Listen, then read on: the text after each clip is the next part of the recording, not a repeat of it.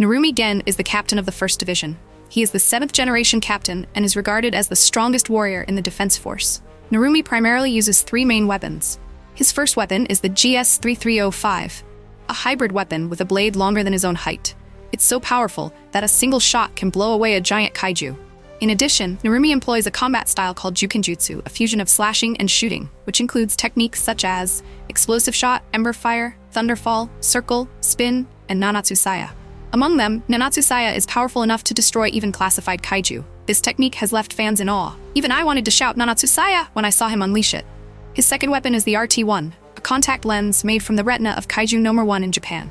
It allows the user to read the opponent's brain signals to predict their next move. However, it's ineffective against inanimate objects or opponents that use automated combat systems. Because of this limitation, Narumi struggled when facing Kaiju No. 11. Still, during that battle, he awakened a special ability, the power to see the complete future by analyzing factors like temperature, terrain, and even electronic signals. However, this puts immense pressure on the brain, limiting this state to less than 1 minute. During that time, his body and mind are under extreme strain. Prolonged use could cause severe brain damage.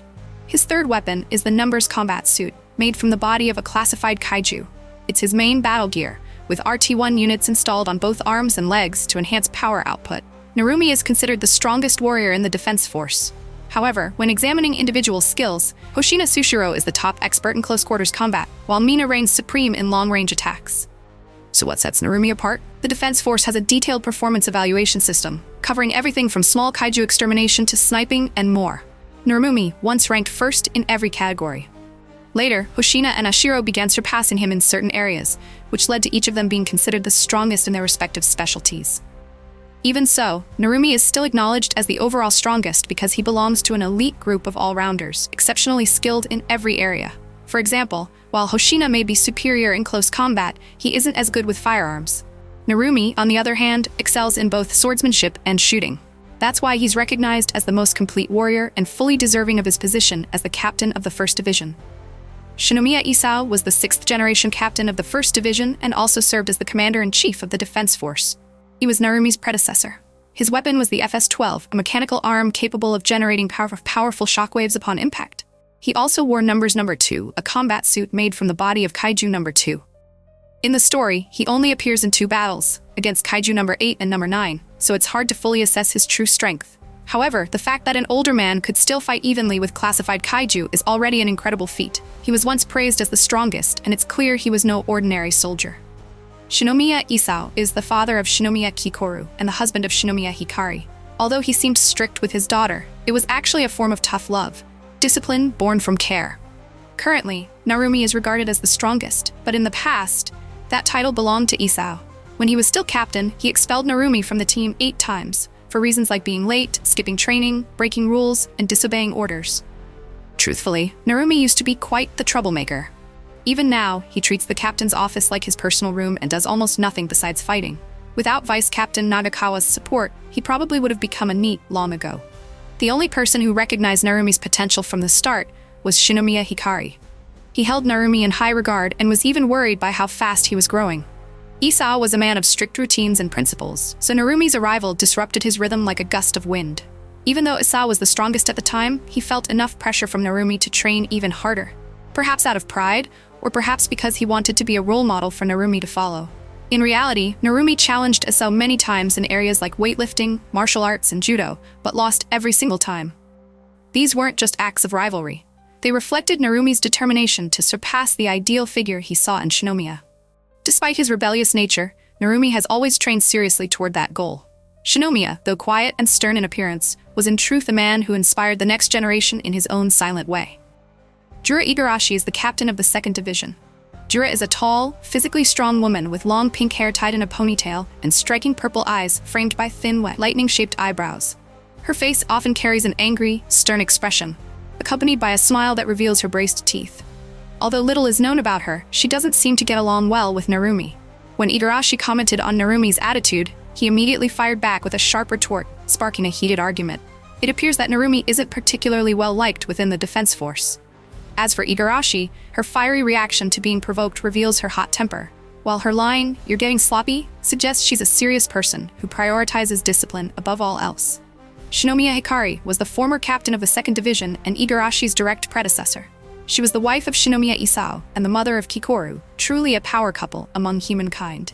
It was thanks to Hikari that they were able to defeat Kaiju No. 6, a creature known as the King of the Monsters. Isao himself was called the strongest man alive, so together they were practically monsters in their own right. From these two formidable individuals came Kikoru. Just the thought that this girl might one day surpass even Narumi and become the strongest of all is proof of how terrifying genetic inheritance can be. The world of Kaiju No. 8 truly sends chills down your spine. Hikari wielded a small weapon that was still longer than she was tall. She also used a specialized electromagnetic launcher, which was part of Number's weapon No. 4. Thanks to this device, she could rush to the battlefield quickly and achieve the highest kaiju elimination count in Defense Force captain history. Rumor has it that not even the military could match her capabilities. In the afterlife, the kaiju are probably calling her the Grim Reaper, and they wouldn't be wrong. High-ranking captains often use numbers, biological weapons created from kaiju remains. But to wield a numbers weapon, one must possess tremendous strength, otherwise it becomes uncontrollable. During its early testing phases, some people even lost their lives. Kikoru is now using the very same numbers suit her mother Hikari once used. Hikari had unlocked 93% of its full potential, and Kikoru has since surpassed that, reaching 94%. Hikari must be incredibly proud from the other side. She sacrificed her life in the battle to eliminate Kaiju No. 6, giving her life in exchange for victory. Thanks to her sacrifice, the Numbers weapons program was expanded. Currently, Ichikawa Reno is using Numbers No. 6 and has played a vital role in combat. What Hikari left behind is truly immeasurable. When Kikoru expressed her desire to join the Defense Force, her father Isao played the doting role while her mother Hikari took on the strict one. After Hikari's passing, Isao became far more stern with his daughter, as he now carries the burden of his late wife's responsibilities. Hikari was truly an exceptional mother, and Kikoru has grown into who she is today by following in the footsteps of both her parents. Mina Ashiro is the captain of the 3rd Division. She also serves as vice captain within her unit and is a childhood friend of Hoshina Souichirou. A fact that's hard to believe, isn't it? Mina's weapon is the T-2001-1985, a massive artillery cannon. While Hoshina, a close combat specialist, has to struggle just to injure a kaiju, Mina can blow them away with a single shot from her T-21-1985. She's quite literally a firepower monster. When dealing with long-range threats or gigantic kaiju, she also has a special weapon, a fixed electromagnetic cannon custom-built for her. This isn't just a regular weapon. It's more like a railgun or a weapon of mass destruction, so powerful that people can't help but exclaim that it's cheating. Despite being a sharpshooting expert, Mina is terrible at close combat. She doesn't even want to hold a kitchen knife. Well, that's Hoshina's job anyway. He can handle the close-range stuff. Within the Defense Force, Mina is considered a top candidate for future command. She has the trust of her teammates and is highly regarded by her superiors. If she does become a division commander someday, she might no longer fight alongside Hoshina. For now, though, she's only around 27 or 28 years old, so any promotion will still take some time. Ogata Jugo is the captain of Unit 4. He's just as disheveled as Narumi, albeit in his own unique way. Ogata is a heavy drinker. Whether in a meeting or on duty, he still craves shochu or sake. There have even been moments when he nonchalantly plucked his nose hairs in front of the female vice captain. Ogata doesn't seem particularly skilled at understanding others. He's the very image of the kind of middle-aged man everyone fears becoming. And yet, what's surprising is that when it comes to combat or work, he becomes extremely serious. When Ichikawa Reno was selected to participate in the initial trial for Kaiju No. 6 weapon testing, Ogata frankly told him that his life couldn't be guaranteed. He clearly explained the dangers of moving forward. That conversation was what prompted Reno to face the challenge with true seriousness. Without it, he might have collapsed during the grueling month-long training. Ogata is someone who quietly supports from behind the scenes. His warning to Reno wasn't just out of obligation, it also stemmed from a personal reason. Back when Hikari was chosen to wield a numbers weapon, the first person she informed was Ogata.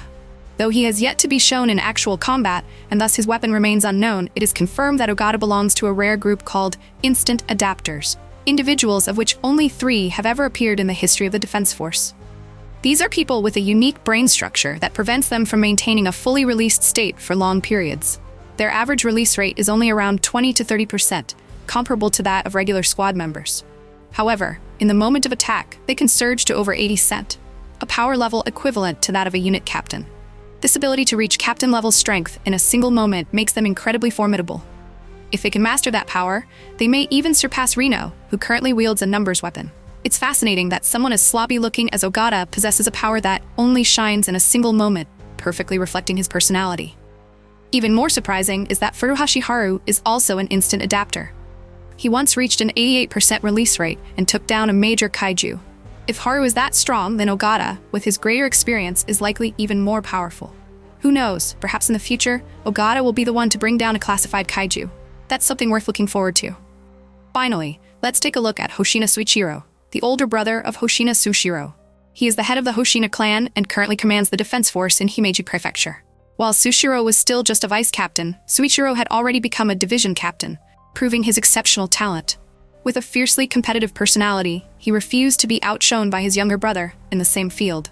The Hoshina clan has been renowned since the Muromachi period for its tradition of slaying kaiju with swords. However, over time, combat methods have evolved, from close-range swordplay to long-range gunfire. The clan adapted with the times, mastering not only swordsmanship, but also firearms. In contrast, their father once told Souichirou, "If all you know is how to wield a sword, you won't survive in the defense force." Though harsh, those words were necessary to help his son face a brutal reality. For this reason, Souichirou, skilled in both sword and gun, was hailed as the perfect version of the family. While Souichirou specialized in swordsmanship, Souichirou developed into a well-rounded warrior, with both depth and breadth in his abilities. Even so, when it comes to swordsmanship, Souichirou himself admits he cannot surpass his younger brother. As children, Souichirou often challenged him to duels but lost every time, and was relentlessly teased for it. In truth, Souichirou feared that if his brother kept improving, the day might come when he'd lose.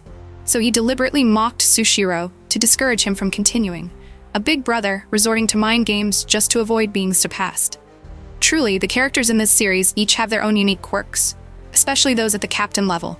They all possess distinctive, unpredictable personalities. And with that, we've now gone through all the captains of the Defense Force. Thank you for watching until the end of the video.